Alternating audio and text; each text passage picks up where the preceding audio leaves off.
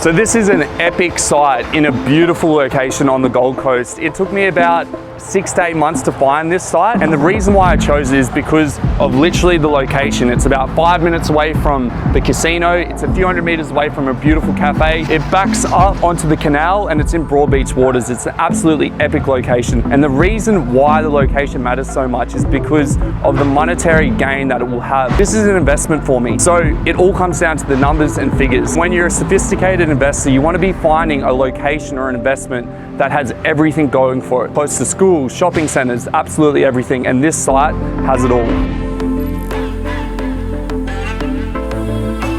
So it's not all glamorous. It's actually going to take quite a long time from the very start conception of this project to the end. It takes about 2.5 years. So if you want to get into development, it does take time. It took me about 6 months to find this site, about 1.5 years to get the DA, and then it's going to take about another year to build. So although it's a very profitable and cool thing to do, you need a lot of money up front. It takes time, and you've got to be ready to just play the waiting game and just wait out until the finished project is done. So I oversee this whole project from the start to the finish. I engage all the professions that actually help me through the project, from the town planner through to delegating with council to the builder. So I am overseeing everything. And because I actually love what I do and I have a passion for property, I actually get really involved in the design and the interior design of this development. So I've been getting involved with the color palette, what stone bench tops are used, absolutely everything. Because at the end of the day, you've got to know what you're developing and you've got to know your target market, because all you're doing is you're selling a product. So you need to understand how to build that product and sell it to the right person.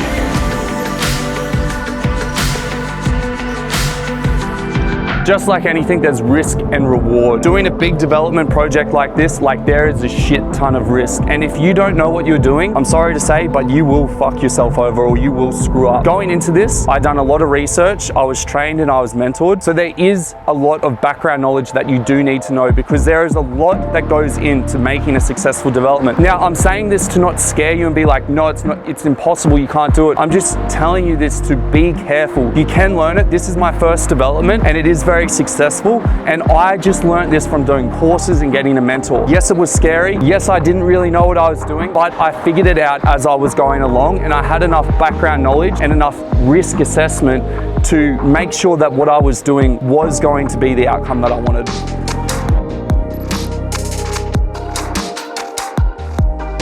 So as a developer, you can actually outsource everything that I've done, but it's very, very expensive. There's marketing agencies and agencies that actually will help you through the whole process. They can cost tens to hundreds of thousands of dollars. Now for me, I've been involved and I've been the one doing this whole process. 1, because I love what I do. 2, because I want to learn how to do it. I don't want to outsource that work. In relation to the development, I've done everything myself. So I actually had to understand the process right from finding the site and knowing that that site is able to do what I was wanting it to do in regards to building the development. So before I purchased the site, I made sure I could get the DA approval. And then from there, I got a town planner. Then from the town planner and getting the DA approval, I engaged a builder. And then I got all the other additional trades from a building engineer, building certifier, an interior designer. And so that's essentially what you are as a developer. You're just a delegator of professions. Through the process, you're just delegating tasks to different people. And then at the end of the day, you get the finished product.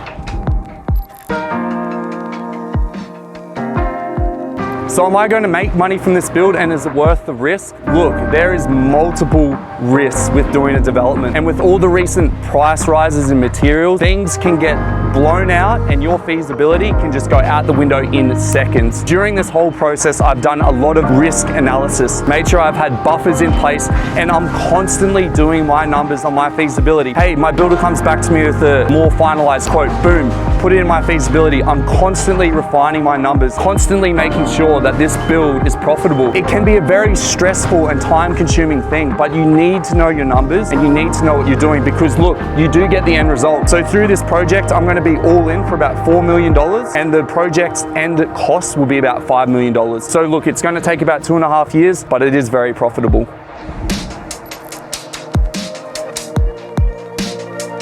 So to do a project of this size, you need to have cash, and you need to also make sure that you've got the right structuring in place when you actually purchase this site, because a lot of things can go wrong, and you got to make sure you got enough money to do the build, deposit for the loan, for all the extra expenses that you don't actually pay with the loan, like paying for the architect, paying for the town planner, paying for the building certifier. There's around about $150,000 to $200,000 of associated costs that I had to pay out of my back pocket to get this thing up off the ground. So if you're in a position where you don't have much money, you don't have good cash flow, taking on a project of this size can just tip you over and make you go bankrupt. So there is a lot of risk that's involved.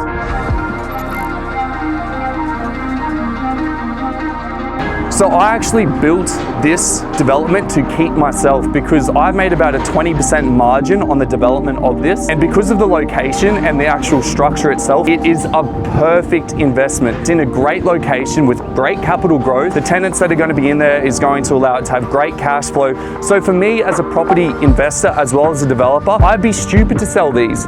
Why would I sell the perfect investment when I myself invest in properties? So not only do I get that 20% builder's margin, but I also have created and built and will keep 2 beautiful investment properties that I will hold on to for the long term.